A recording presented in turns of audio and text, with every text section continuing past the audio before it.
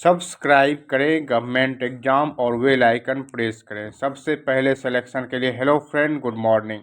मैं ज्ञान प्रकाश आप सभी का स्वागत करता हूं आपके चैनल गवर्नमेंट एग्जाम में। फ्रेंड, आज के इस वीडियो में क्लास 6 के हिस्ट्री न्यू एनसीईआरटी के 4th चैप्टर को पढ़ेंगे। आपका अध्याय 4 है, क्या बताती हैं हमें किताबें और खबरें। पुस्तकालय में मैरी। जैसे ही घंटी बजी, शिक्षक ने छात्रों को अपने साथ आने को कहा। आज वे पहली बार पुस्तकालय जा रहे थे। मैरी ने देखा कि पुस्तकालय उसकी कक्षा से काफ़ी बड़ा था और वहाँ किताबों से भरे कई रैक थे। कोने में एक अलमारी थी जो मोटी मोटी किताबों से भरी थी। मैरी को एक अलमारी खोलने की कोशिश करते देख शिक्षक ने कहा, उस अलमारी में अलग अलग धर्मों से जुड़ी हुई महत्वपूर्ण किताबें हैं। क्या तुम्हें मालूम है कि हमारे पास वेदों का भी एक संग्रह है। मैरी सोचने लगी, वेद क्या है, चलो पता लगाएं।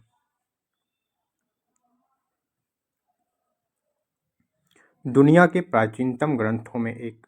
शायद तुमने वेद के बारे में सुना होगा। वेद 4 हैं, ऋग्वेद, सामवेद, यजुर्वेद तथा अथर्ववेद। सबसे पुराना वेद है ऋग्वेद, जिसकी रचना लगभग 3500 साल पहले हुई। ऋग्वेद में 1000 से ज़्यादा प्रार्थनाएं हैं, जिन्हें सूक्त कहा गया है। सूक्त का मतलब है अच्छी तरह से बोला गया। ये विभिन्न देवी देवताओं की स्तुति में रचे गए हैं। इनमें से 3 देवता बहुत महत्वपूर्ण हैं, अग्नि, इंद्र और सोम। अग्नि आग के देवता, इंद्र युद्ध के देवता हैं और सोम एक पौधा है जिसमें एक खास पेय बनाया जाता था। वैदिक प्रार्थनाओं की रचना ऋषियों ने की थी। आचार्य विद्यार्थियों को इन्हें अक्षरों, शब्दों और वाक्यों में बांटकर स्वस्वर पाठ द्वारा कंठस्थ करवाते थे। अधिकांश सूक्तों के रचयिता सीखने और सिखाने वाले पुरुष थे। कुछ प्रार्थनाओं की रचना महिलाओं ने भी की थी। ऋग्वेद की भाषा प्राक संस्कृत या वैदिक संस्कृत कहलाती है। तुम स्कूल में जो संस्कृत पढ़ती हो उससे यह भाषा थोड़ा भिन्न है। संस्कृत और अन्य भाषाएं।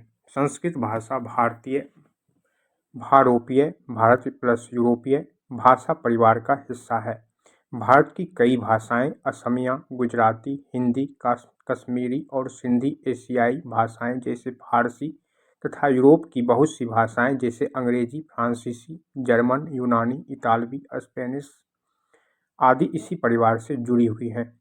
उन्हें एक भाषा परिवार इसलिए कहा जाता है क्योंकि आरंभ में उनमें कई शब्द एक जैसे हैं। उदाहरण के लिए मातृ संस्कृत, माँ हिंदी और मदर अंग्रेजी शब्द को देखो। क्या तुम्हें इनमें कोई समानता नजर आती है? उपमहाद्वीप में दूसरे भाषा परिवारों की भी भाषाएं बोली जाती हैं। उदाहरण के लिए पूर्वोत्तर प्रदेशों में तिब्बत बर्मा परिवार की भाषाएं बोली जाती हैं। तमिल, तेलुगु, कन्नड़ और मलयालम द्रविड़ भाषा परिवार की भाषाएं हैं, जबकि झारखंड और मध्य भारत के कई हिस्सों में बोली जाने वाली भाषाएं ऑस्ट्रो एशियाटिक परिवार से जुड़ी हैं। उन भाषाओं की सूची बनाओ जिनके बारे में तुमने सुन रखा है। उनके भाषा परिवारों को पहचानने की कोशिश करो।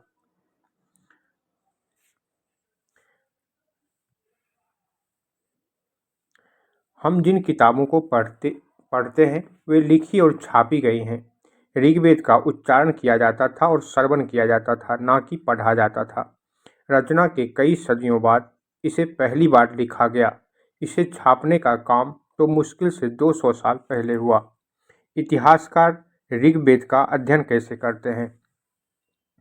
इतिहासकार पुरातत्ववेत्ताओं की तरह ही अतीत के बारे में जानकारी इकट्ठी करते हैं, लेकिन भौतिक अवशेषों के अलावा वे लिखित स्रोतों का भी उपयोग करते हैं। चलो देखते हैं कि वे ऋग्वेद का अध्ययन कैसे करते हैं। ऋग्वेद के कुछ सूक्त वार्तालाप के रूप में हैं। विश्वामित्र नामक ऋषि और देवियों के रूप में पूजित 2 नदियों व्यास और सतलुज के बीच यह संवाद एक ऐसे ही सूक्त का अंश है। इन दोनों नदियों को मानचित्र 1 पृष्ठ 2 में खोजें तथा फिर पढ़ें। ऋग्वेद की पांडुलिपि का एक पन्ना। भुर्ज वृक्ष की छाल पर लिखी यह पांडुलिपि कश्मीर में पाई गई थी। लगभग 150 वर्ष पहले ऋग्वेद को सबसे पहली बार छापने के लिए इसका उपयोग किया गया था। इसी पांडुलिपि को देखकर अंग्रेजी अनुवाद तैयार हुआ। यह पांडुलिपि पुणे, महाराष्ट्र के एक पुस्तकालय में सुरक्षित है।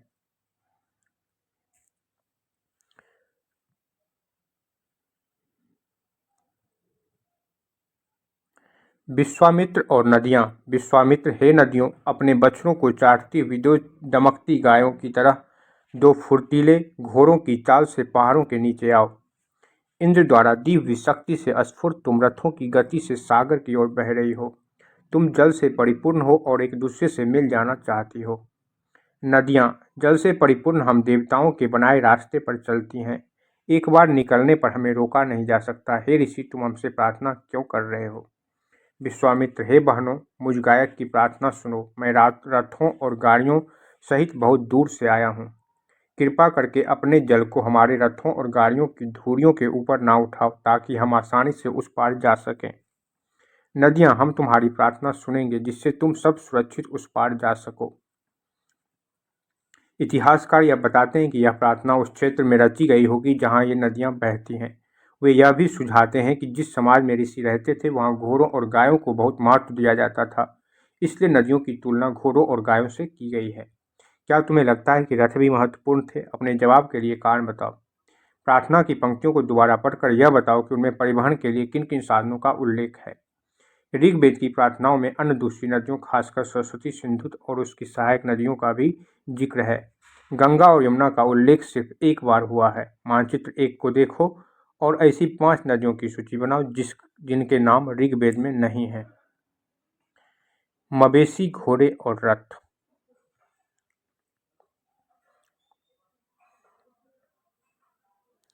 ऋग्वेद में मवेशियों, बच्चों, खासकर पुत्रों और घोड़ों की प्राप्ति के लिए अनेक प्रार्थनाएं हैं। घोड़ों की लड़ाई में रथ खींचने के काम में लाया जाता था। इन लड़ाइयों में मवेशी जीत कर लाए जाते थे। लड़ाइयाँ वैसे जमीन के लिए भी लड़ी जाती थी, जहाँ अच्छे चारागाह हों या जहाँ पर जौ जैसी जल्दी तैयार हो जाने वाली फसलों को उपजाया जा सकता हो। कुछ लड़ाइयाँ पानी के स्रोतों और लोगों को बंदी बनाने के लिए भी लड़ी जाती थी। युद्ध में जीते गए धन का कुछ भाग सरदार रख लेते थे तथा कुछ हिस्सा पुरोहित को दिया जाता था। शेष धन आम लोगों में बांट दिया जाता था। कुछ धन यज्ञ करने के लिए भी प्रयुक्त होता था। यज्ञ की आग में आहुति दी जाती थी। ये आहुतियाँ देवी देवताओं को दी जाती थी। घी, अनाज और कभी-कभी जानवरों की भी आहुति दी जाती थी। अधिकांश पुरुष इन युद्धों में भाग लेते थे। कोई अस्थायी सेना नहीं होती थी, लेकिन लोग सभाओं में मिलते जुलते थे और युद्ध व शांति के विषय में सलाह मशविरा करते थे। वहाँ ये ऐसे लोगों को अपना सरदार चुनते थे जो बहादुर और कुशल योद्धा हों। लोगों की विशेषता बताने वाले शब्द। लोगों का वर्गीकरण काम, भाषा, परिवार या समुदाय, निवास स्थान या सांस्कृतिक परंपरा के आधार पर किया जाता रहा है। ऋग्वेद में लोगों की विशेषता बताने वाले कुछ शब्दों को देखो। ऐसे 2 समूह हैं जिनका वर्गीकरण काम के आधार पर किया गया है। पुरोहित, जिन्हें कभी कभी ब्राह्मण कहा जाता था, तरह तरह के यज्ञ और अनुष्ठान करते थे। दूसरे लोग थे राजा। ये राजा वैसे नहीं थे जिनके बारे में तुम बाद में पढ़ोगी। ये ना तो बड़ी राजधानियों और महलों में रहते थे, ना इनके पास सेना थी, ना ही ये कर वसूलते थे। प्रायः राजा की मृत्यु के बाद उसका बेटा अपने आप ही शासक नहीं बन जाता था। पिछले अनुभाग को एक बार फिर पढ़ो और यह पता लगाने की कोशिश करो कि राजा क्या करते थे। जनता या पूरे समुदाय के लिए 2 शब्दों का इस्तेमाल होता था। एक था जन, जिसका प्रयोग हिंदी व अन्य भाषाओं में आज भी होता है। दूसरा था विश, जिससे वैश्य शब्द निकला है। इस विषय पर तुम अध्याय 5 में विस्तार से पढ़ोगी। ऋग्वेद में विश और जनों के नाम मिलते हैं, इसलिए हमें पुरुजन या विश भारतजन या विश यदुजन या विश जैसे कई उल्लेख मिलते हैं। तुम्हें इनमें से कोई नाम जाना पहचाना लगता है। जिन लोगों ने इन प्रार्थनाओं की रचना की वे कभी कभी खुद को आर्य कहते थे तथा अपने विरोधियों को दास या दस्यु कहते थे। दस्यु वे लोग थे जो यज्ञ नहीं करते थे और शायद दूसरी भाषाएं बोलते थे। बाद के समय में दास स्त्रीलिंग दासी शब्द का मतलब गुलाम हो गया। दास वे स्त्री और पुरुष होते थे जिन्हें युद्ध में बंदी बनाया जाता था। उन्हें उनके मालिक की जायदाद माना जाता था। जो भी काम मालिक चाहते थे उन्हें वह सब करना पड़ता था।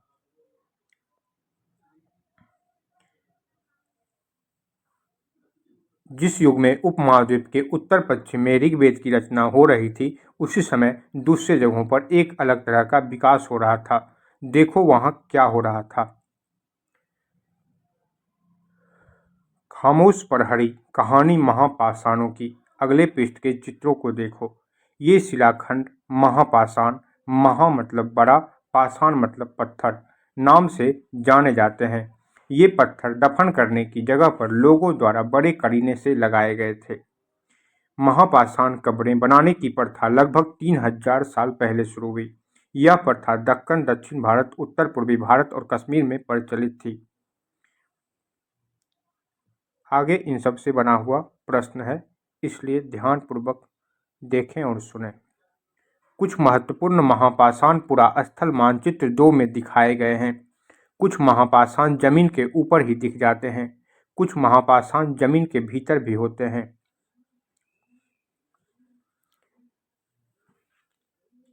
कई बार पुरातत्वविदों को गोलाकार सजाए हुए पत्थर मिलते हैं। कई बार अकेला खड़ा हुआ पत्थर मिलता है।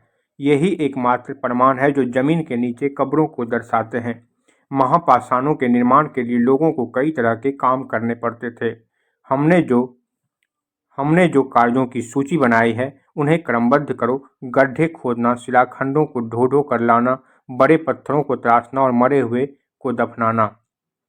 ऊपर इस तरह के महापाषाण को ताबूत समाधान शिस्ट कहा जाता है। यहाँ दिखाए गए शिस्ट में एक पोर्ट होल, बड़ा सुराख है, जो शायद पत्थरों से बने हुए कमरे में जाने का रास्ता था।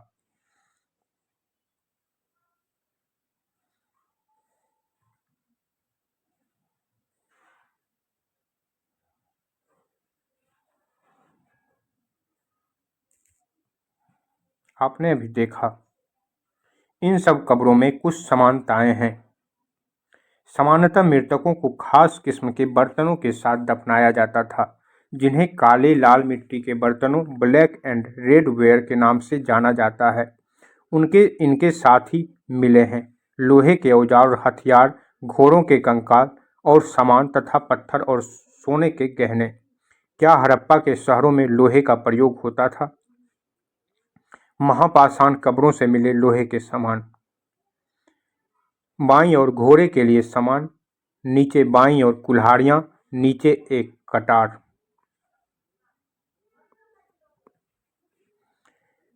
लोगों की सामाजिक असमानताओं के बारे में पता करना। पुरातत्वविद यह मानते हैं कि कंकाल के साथ पाई गई चीजें मरे हुए व्यक्ति की ही रही होगी। कभी कभी एक कब्र की तुलना में दूसरी कब्र में ज्यादा चीजें मिलती हैं। मानचित्र 2 पर पृष्ठ 13 ब्रह्मगिरी को खोजो। यहाँ एक व्यक्ति की कब्र में 33 सोने के मनके और शंख पाए गए हैं। दूसरे कंकालों के पास सिर्फ कुछ मिट्टी के बर्तन ही पाए गए। यह दफनाए गए लोगों की सामाजिक स्थिति में भिन्नता को दर्शाता है। कुछ लोग अमीर थे तो कुछ लोग गरीब, कुछ लोग सरदार थे तो दूसरे अनुयायी। क्या कुछ कब्रगाहें खास परिवारों के लिए थी? कभी कभी महापाषाणों में एक से अधिक कंकाल मिले हैं। वे यह दर्शाते हैं कि शायद एक ही परिवार के लोगों को एक ही स्थान पर अलग अलग समय पर दफनाया गया था। बाद में मरने वाले लोगों को पोर्टहोल के रास्ते कब्रों में लाकर दफनाया जाता था। ऐसे स्थान पर गोलाकार लगाए गए पत्थर या चट्टान चिन्हों का काम करते थे, जहां लोग आवश्यकतानुसार शवों को दफनाने दोबारा आ सकते थे। इनाम गांव के एक विशिष्ट व्यक्ति की कब्र। मानचित्र 2 में पृष्ठ 13 इनाम गांव को खोजो।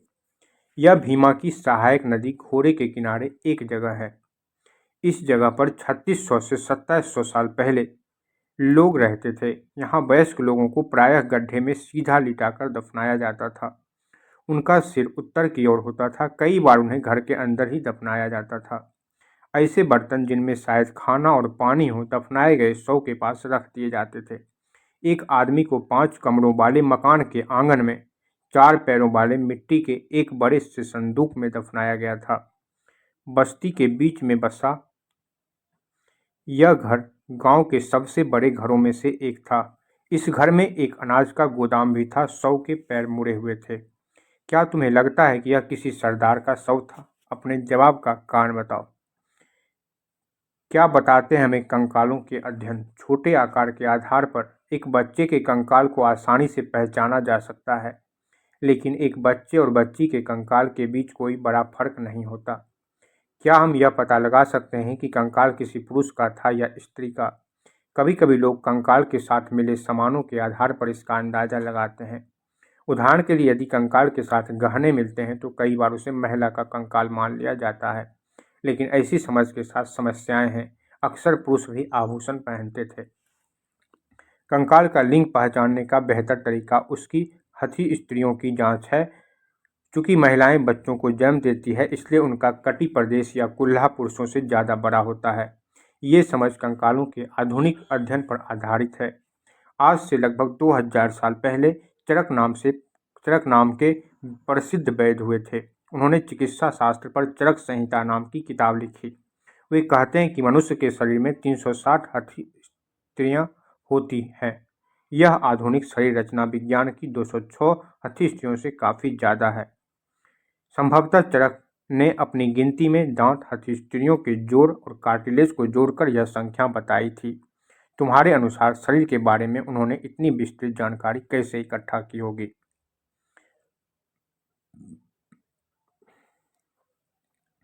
इनाम गांव के लोगों के काम धंधे। इनाम गांव में पुरातत्वविदों को गेहूं, जौ, चावल, दाल, बाजरा, मटर और तिल के बीज मिले हैं। कई जानवरों की हड्डियां भी मिली हैं। कई हड्डियों पर काटने के निशान से यह अंदाजा होता है कि लोग इन्हें खाते होंगे।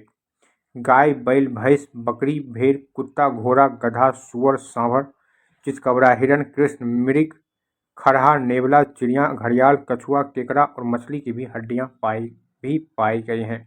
ऐसे साक्ष्य मिले हैं कि बेर, आंवला, जामुन, खजूर और कई तरह की रसभरियां एकत्र की जाती थी।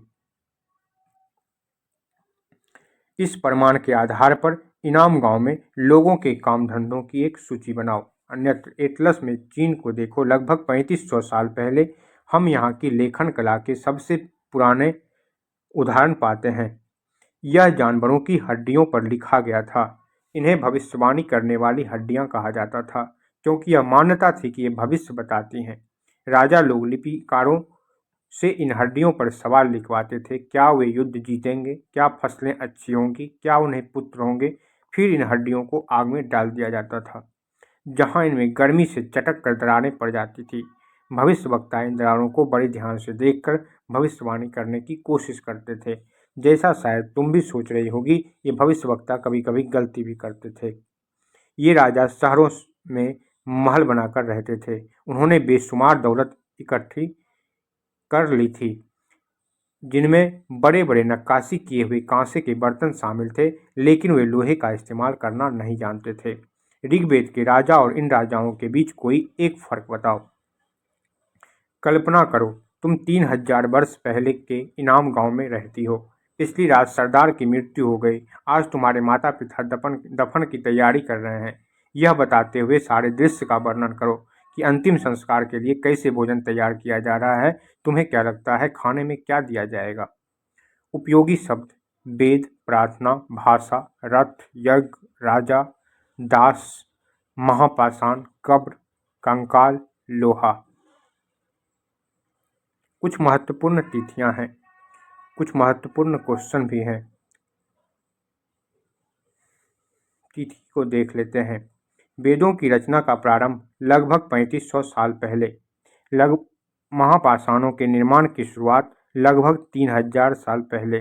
इनाम गांव में कृषकों का निवास 3600 से 2700 साल पहले। चरक लगभग 2000 साल पहले। आओ याद करें। सूक्त, रथ, यज्ञ, दास, महापाषाण। क्वेश्चन आंसर है, तो आप इसको कर लें, बना लें। इसको हम अगले वीडियो में देखेंगे।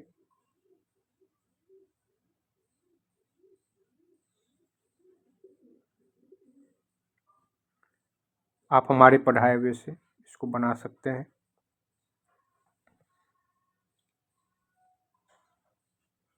तो आज बस इतना ही।